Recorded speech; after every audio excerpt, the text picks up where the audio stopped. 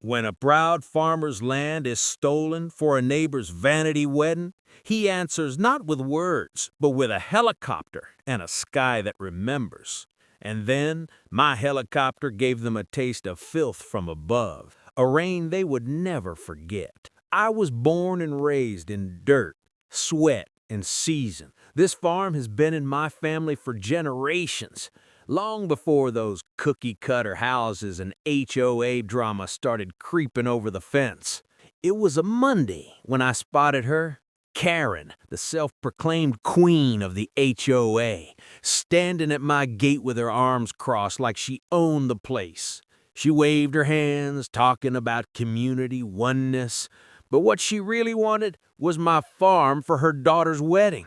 The problem was, I wasn't even part of their HOA.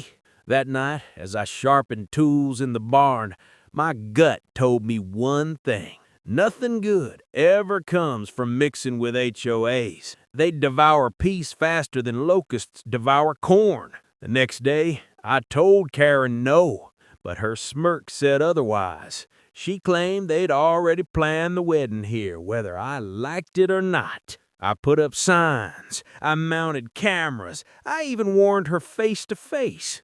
But Karen just laughed and called it progress. Progress to hijack my farm for her vanity wedding. That was when I stopped trying to convince her and started planning payback. I already had a helicopter crew scheduled to fertilize the fields. All I had to do was move the date. I stayed out of sight on purpose. Karen and her guests rolled in like royalty, cars shining, tents rising, laughter spilling across land that wasn't theirs. From my vantage point, I saw it all. Rows of chairs, glittering tables, a giant arch of roses. Karen stood smug in her stolen kingdom, but the sky still belonged to me. Then came the roar of blades. At first they cheered, thinking it was part of the show. But my helicopter wasn't carrying gifts, it carried payback. The first spray was light, just a teaser. Then, with one signal, the tank released its fury. Streams of manure rained down, drenching gowns, tuxedos, tables, and cake alike. Guests screamed, tables collapsed, champagne turned to mud soup.